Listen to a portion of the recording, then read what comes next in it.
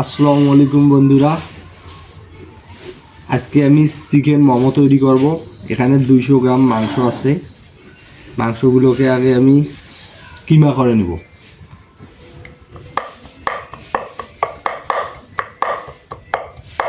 মাংসগুলো আমার কিমা করা হয়ে গেছে, এবার একটা বাটিতে তুলে নেব।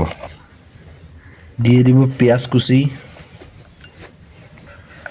গাজর কুচি দিয়ে দিব কাঁচামরিচ কুচি, আদা টুকরো করে দিয়ে দিব রসুন কুচি, লবণ দিয়ে দিব পরিমাণ মতো, দিয়ে দেবো গরম মশলা গুঁড়ো, দিব একটু সয়াবিন তেল।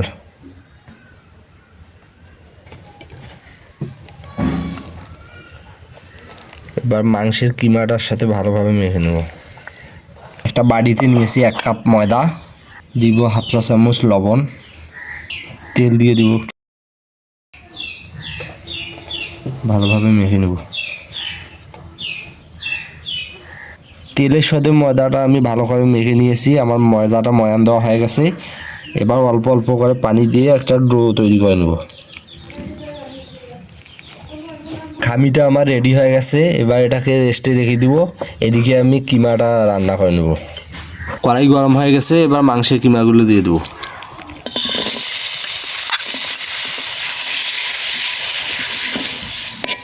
আমার মোমোর পুরটা রেডি হয়ে গেছে, এবার তুলে নেব।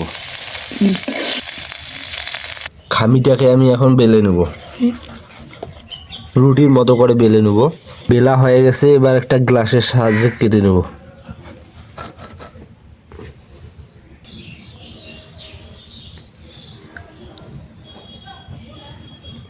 এখন আমি মোমোগুলো তৈরি করব। মাংসের পুরটা ভরাবো এর মধ্যে। আমি একটা সহজ ডিজাইন করব, এটা অনেক ইজি।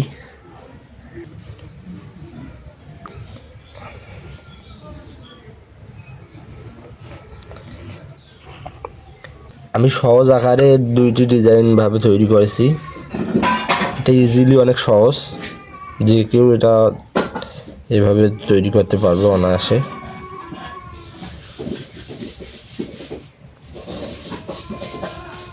এগুলো আজকে মজা হবে খুব।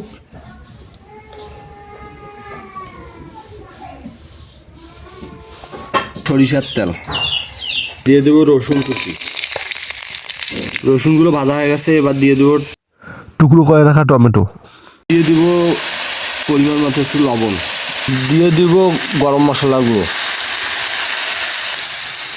এবার দিয়ে দিব একটু পানি। সসগুলো আমার পুরোপুরি হয়ে গেছে, এবার আমি মোমোগুলো দিয়ে দেবো এক এক করে।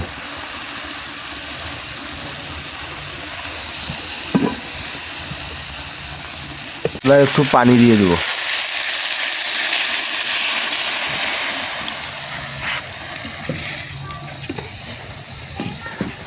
চিকেন মোমোটা আমার হয়ে গেছে, এবার তুলে নেব। এবার আমি উপর থেকে কাঁচামরিচ কুচি ছিটিয়ে দেবো। বন্ধুরা, আমাদের এই যে চিকেন মোমো তৈরি হয়ে গেল, এবার খেয়ে নিব।